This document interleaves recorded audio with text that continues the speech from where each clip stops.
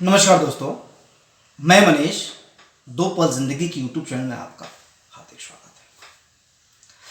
दोस्त, आज मैं बात करूंगा उन गरीब लड़कों की, उस गरीबी की जिस गरीबी की बहाना साइटिस में फंसकर इस देश के युवा, इस देश के बच्चे अपने जीवन के सर्वस्व ज्ञान को, इस संपूर्ण शरीर को बर्बाद कर देते हैं। ठीक उस गेहूं के प्रकार पीस देते हैं ना, जो दो पत्थरों के बीच में गेहूं पड़ करके आटा बन जाती है। लेकिन क्या दोस्त, जीवन में आगे बढ़ने के लिए ये गरीबी बाधा है, रुकावट है? अगर जो गरीब बच्चे इस बात को मानते हैं ना, मैं नहीं मानता। अरे हम गरीब घर पैदा हुए या अमीर, ये तो ऊपर वाले की मर्जी है। लेकिन ऊपर वाले ने अगर हमें पैदा किया है तो उसने हमें बनाने में तो कोई गरीबी या कंजूसी तो नहीं दिखाई है। उसने जब दो हाथ, दो पैर, दो आंख, बोलने के लिए जुबान और सोचने के लिए दिमाग जब उसने दे रखा है ना, तो फिर हम क्यों नहीं लड़ते हैं?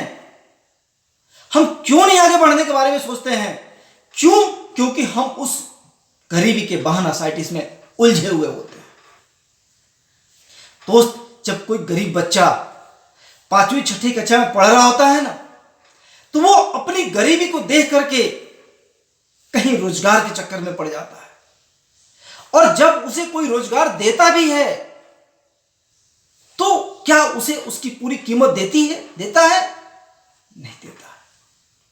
कोई 100-150 रुपया दे करके उसका पूरा समय खरीद लेता है, उसकी पूरी जीवन खरीद लेता है, और वो बच्चा उस गरीबी की भट्टी में जल जल करके अपना जीवन तिल तिल मारता रहता है। वहीं कुछ बच्चे उस समय बर्दाश्त करके कुछ और आगे बढ़ते हैं, 9th 10th 11th में जाते हैं। फिर वहां वो अपने जीवन के संघर्ष को नहीं समझ पाते और उस गरीबी के चक्कर में फंसकर, उस गरीबी के भट्टी में फंसकर जीवन में काम के चक्कर में पड़ जाते हैं।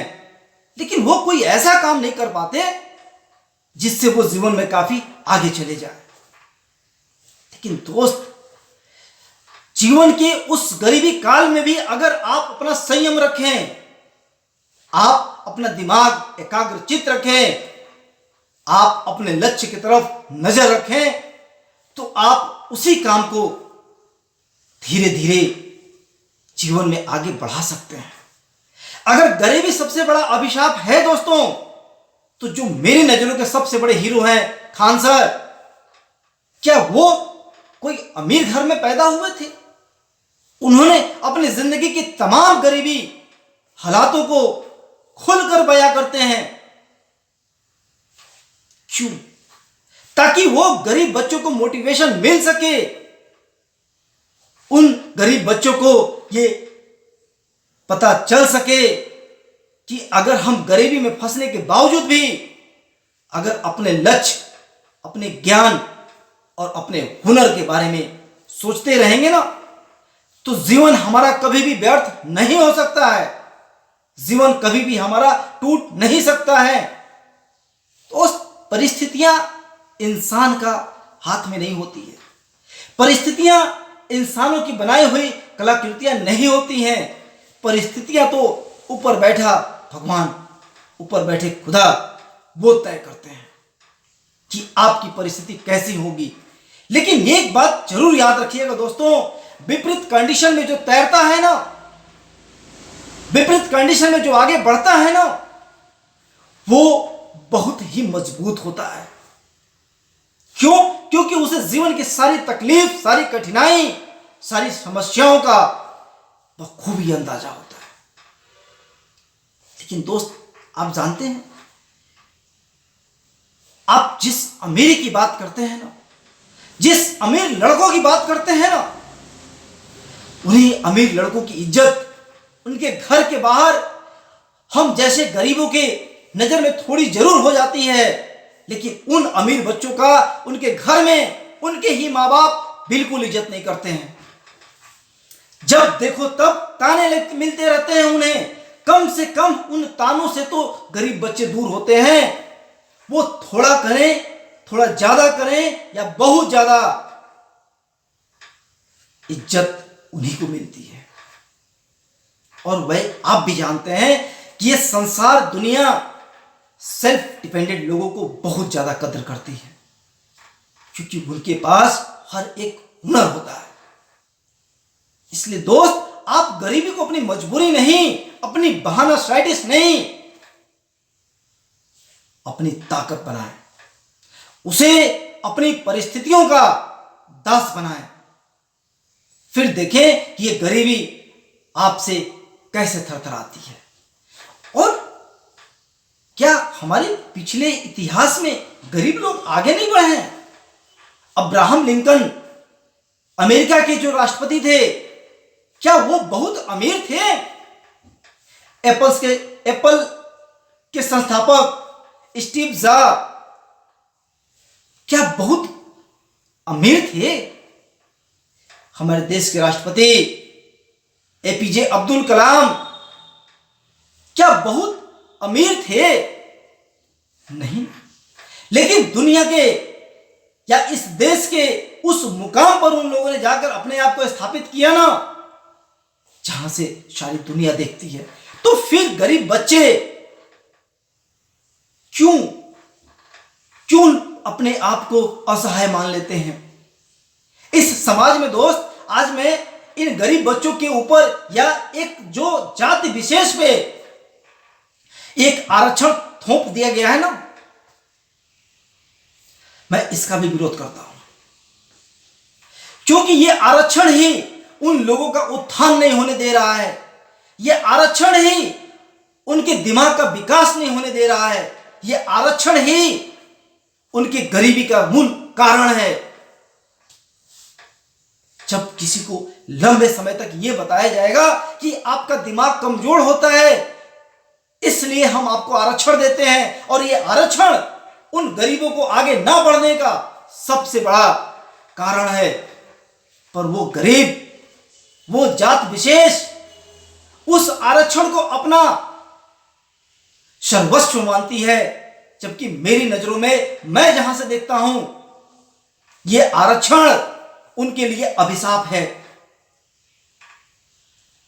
जब भगवान ने आपको दिमाग उतना ही दिया है, देखने के लिए उतना ही दिया है, हाथ उतना ही दिया है, तो फिर आप आरक्षण क्यों मांगते हैं? आप अपने दिमाग को आगे बढ़ाइए। जब तक आप अपने दिमाग को आगे नहीं बढ़ाएंगे, आप उस गरीबी से बाहर कभी भी नहीं आ पाएंगे। इसलिए गरीब को यह महसूस करने की जरूरत नहीं है कि आप गरीब हैं। मैं एक दोस्त की घटना बता रहा हूं। एक दोस्त का भाई आया और मेरे ही दोस्त से बहस करने लगा। उसने कहा कि क्या चाहते हैं भैया, मैं भी कमाने जाऊं? तो जो मेरा दोस्त था ना, वो थोड़ा असहज हो गया। लेकिन उस दोस्त की सारी कहानी मैं जानता था, उस दोस्त की सारी गरीबी को भी मैं जानता था। मैंने तुरंत बोला अपने दोस्त की तरफ से, जाओ, बेहिचक जाओ। लेकिन तुम्हें नहीं पता कि तुम्हारा भाई कितनी मेहनत करता है और तुम्हारी जिंदगी बचाने के लिए आज चुप है। तुम्हें गरीबी सता रही है ना, तुम्हें गरीबी परेशान कर रही है ना, तुम्हें समाज में शर्म आ रही है ना, तो जाओ। लेकिन तुम आज यह बताओ कि तुम कमा करके करोगे क्या? तुम कमा करके बना क्या सकते हो? आज तुम्हारा भाई तुम्हें पैसा दे रहा है, पढ़ा रहा है, लेकिन तुम कमा कर क्या करोगे, मुझे आज ही बताओ। और दोस्त, मैंने बोला कि जब तुम बाहर जाओगे ना तो तुम्हें 300 रुपये से ज्यादा नहीं मिलेगा।